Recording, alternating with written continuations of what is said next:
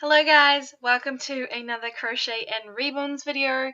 This week is kind of special. These two are the Ashley Reborn sculpt. They are my upcoming twins. I'm so excited for them, but I decided that I would crochet them some hats first, and as you can see on one of their heads I have already crocheted that hat. And she looks so cute in it. So today's video we're going to make her sister a hat exactly the same. We are using a pattern that I found on Ravelry.com. If you don't know what that website is, I'll leave a link below. It's a place where you can find free and paid patterns for crochet, knitting. I think there's another one as well, and it's such a great hub for crafting. So I decided I wanted to use a pattern from there and then show you how I made it fit these two. I shall give you a disclaimer now that this is a premature sized hat.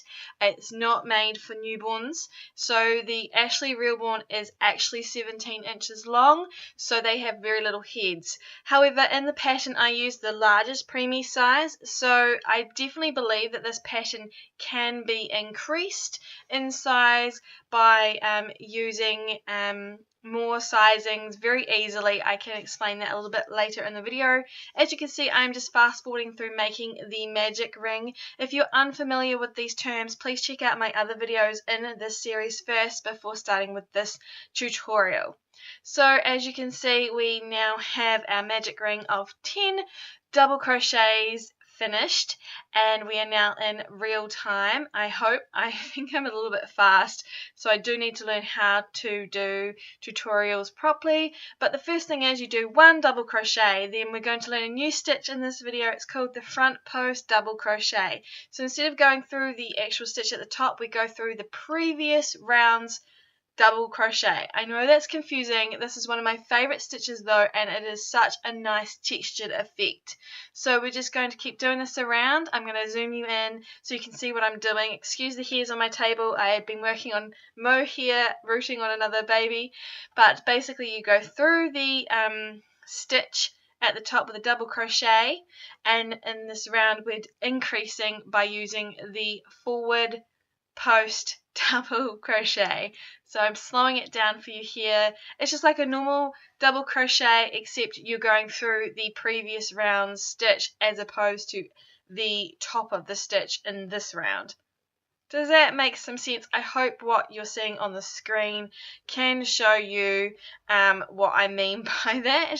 But yeah, so you insert the hook through the actual previous stitch, and it creates this raised panel, I guess, or raised stitch is the best thing. So it brings it forward in the work and it will stand out, and it gives this really cool effect. So this entire round is simply double crochet and then in the previous stitch a forward post double crochet, and that's all it is, just a round. So you'll end up with 20 stitches because we had 10 in the beginning, and we're increasing by doing the forward post double crochet. This is actually something that a beginner could do if they just watch the videos that are either on YouTube to learn this stitch, probably from someone who can teach it better, or watch this video a few times. But it is very easy to do, and this actual hat is incredibly easy once you get the flow of things. The greatest thing about doing forward post double crochet is that because it raises out from the normal work, you know exactly when you need to do it, so it's not something that you need to be counting stitches for every single round. However, being me, I always count, so we're going to count to make sure that I have 20 stitches now. At least in the first few rounds I always count to ensure that I have the correct amount of stitches, and I think in this round I actually only had 18, and I got a little bit confused. I was like, why do I have 2 missing?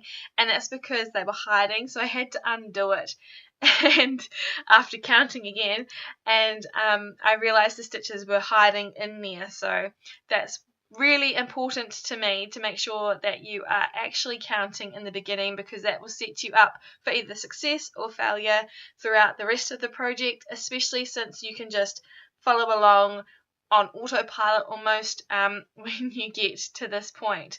The other thing to note is that when you do get closer to the round on this first one, you can't really see the stitches because they all sort of bunch together and you think that it's just one big stitch because you've got to worry about that chain that's in there as well. So I think that's where I went wrong. So do make sure you're counting your stitches as you go around. So that is round 2 done, and we are going to move into round 3. And so in this pattern, it calls for just an increase round again. So we'll finish looking at this, I'm hoping, very, very soon. So we're going to join, and that's just the normal join that we always do. Chain 2. The pattern calls for chain 1, but I always chain 2 when I'm doing double crochet. So we were inserting, doing double crochet in the same stitch where we were beginning, and then we're going to count 2 and then count another one and then do the forward post. So here we are moving along already. If I would slow down, it would be so helpful. So we're doing 1, we've done 1, and now we're going to do the second one. And then we're going to do the forward post. And you can see it's raised up, so you know exactly where you need to put that forward post double crochet. So in a pattern, the stitch for forward post double crochet is FPDC.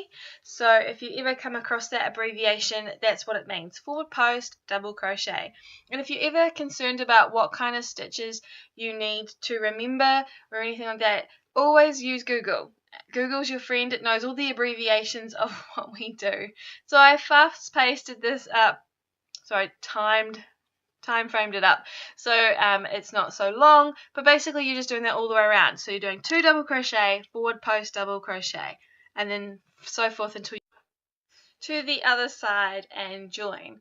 So it's a very, very simple pattern. Once you get the hang of it, you're just simply increasing on each round until you get to the right size for your hat. And that's why I was saying that it would be very easy to increase this at any point.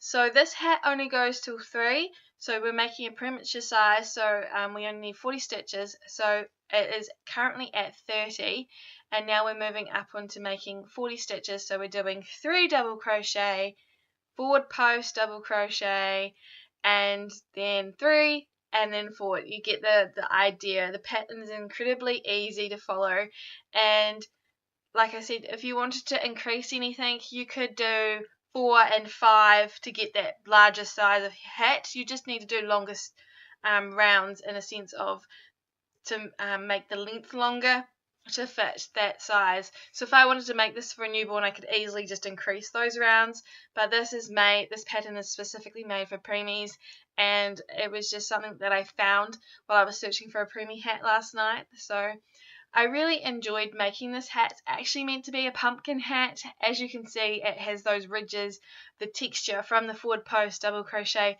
for a reason. Now this is the round where things kind of change. So first off, we are doing 3 stitches again, then forward post double crochet, and then after that we are doing so we're going to do the forward post double crochet now, and then we're going to skip a stitch, because if we carried on into the next hole we would actually have 4 stitches instead of 3, and we don't want to increase anymore.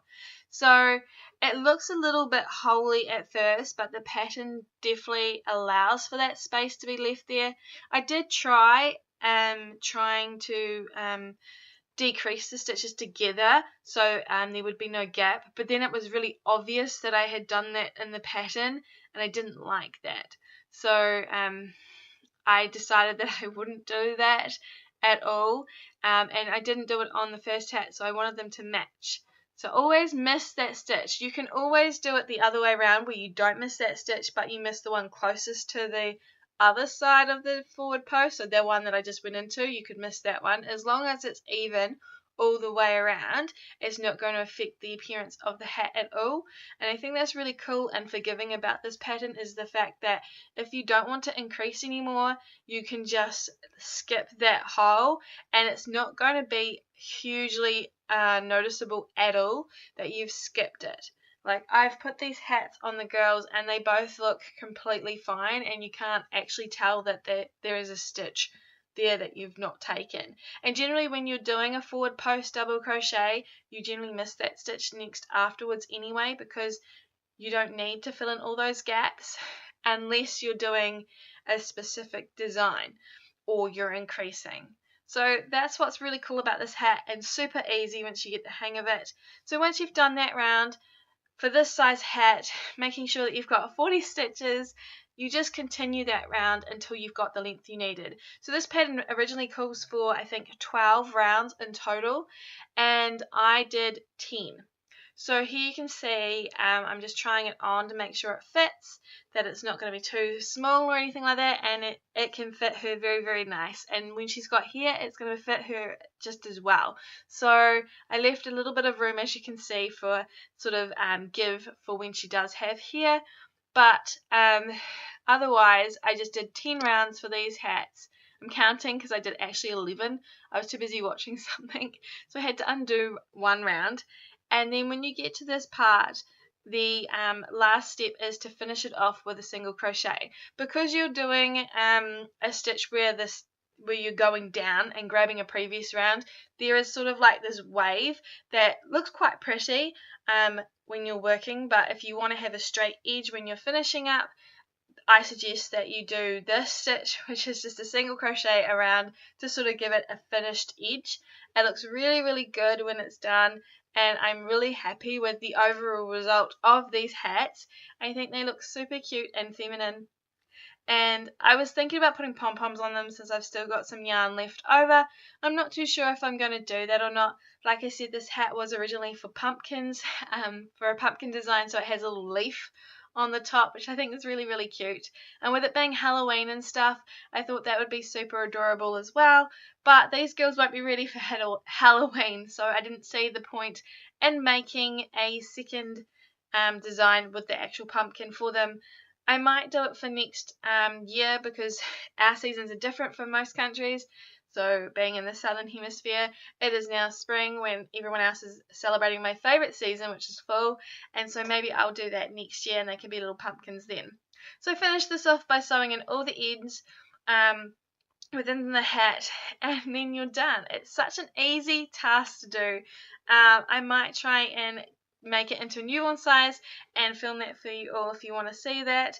Let me know if there's anything that you'd love to see me do in the future.